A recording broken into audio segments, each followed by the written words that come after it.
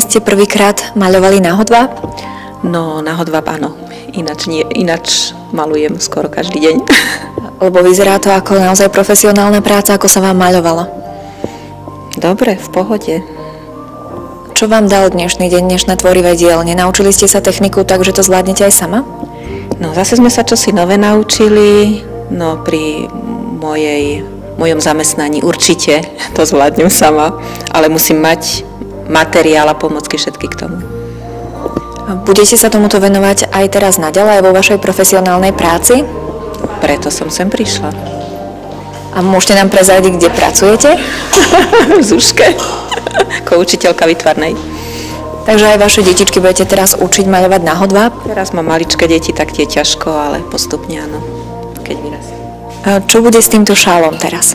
Tento šál bola spoločná práca na záver vlastne tohto sústredenia dnešného a ten si vezme pani lektorka.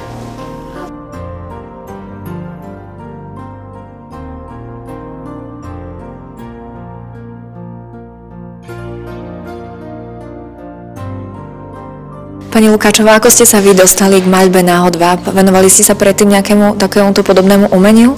Tak určitě dělala jsem od malička, já jsem byla taková ta starší dcera doma a já jsem byla ta, která měla být ten syn, takže jsem s tatínkem betonovala a dělala jsem všechny tyhle ty ruční práce a sestra zase dělala jiné věci, já jsem vlastně od malička dělala keramiku a malovala jsem a podobně.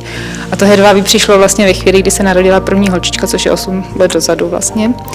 A v Čechách je docela teda zvyk, že za porod manžel koupí nějaký zlatý řetízek nebo zlatý prsten a já na to moc nejsem, bych to stejně nenosila, takže já jsem dostala jako za porod první sadu malby na hedvábí, protože manžel viděl, že potom s ním, že už jsem to někde viděla, že se mně to líbí, takže první knihu, první rám, první barvy a pak jsem se rok trápila sama doma, pak jsem si já chodila na rok na kurz, abych se to naučila, protože opravdu to není jednoduché od začátku.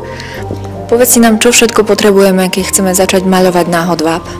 Tak úplně základní malá výbavička, to, co já jsem dostala po tom porodu, tak je určitě nějaký rám nebo nějaký způsob, kam to hedvábí napnete, aby se nedotýkalo ničeho. Potom potřebujete úplně základní minimální barvy, což jsou prostě základní sada barev je 5. Vystačí vám plně těch 5 základních barev a štěteček obyčejný. Vlastně potom, když už chcete dělat trošinku něco víc, tak už si můžete přikoupit konturky, které ohraničí ty jednotlivé plošky a můžete si se tomu prostě trošinku rozšířit ten obzor z toho malování obyčejného až na takovéto konturové. A já myslím, že to je úplně pro začátek, s čím si vystačíte. Jak jste viděli tady sami, tak kuchyňská sůl, nemusíme kupovat ani výtvarnickou, prostě si vystačíme s obyčejnou solí a spousta těch věcí výtvarných se dá vlastně nahradit po domácku nějakým způsobem, takže není to ani až tak velká částka. Keď je človek, určite keď má také umelecké vlohy, za ako dlho zvládne techniku maľby na hodváb?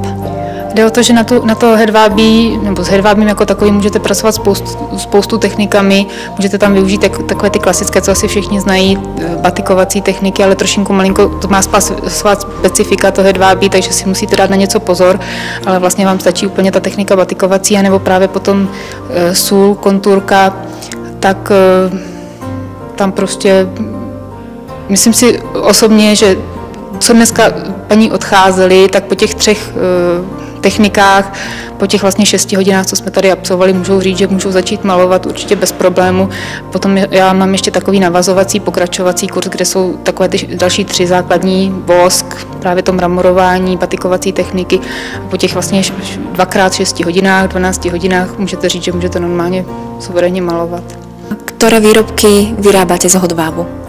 Tak já se hlavně soustředím na kravaty, na šály, šátky, které jdou většinou na odbyt a potom už jenom takové spíš malinké věci pro radost kamarádům, různé obrázky, přáníčka a podobně, ale zejména u mě dominuje ta kravata, motýlek, ten pánský sektor, protože zase díky tomu, že manžel to začal už konečně nosit, tak vlastně to mě tak jako motivuje, že vidím, že to potom ty pánové nosí a že je to opravdu využité, protože šály a šátky už si většina těch žen, které nějaké ty kurzy navštívily, tak už si je schopno to namalovat.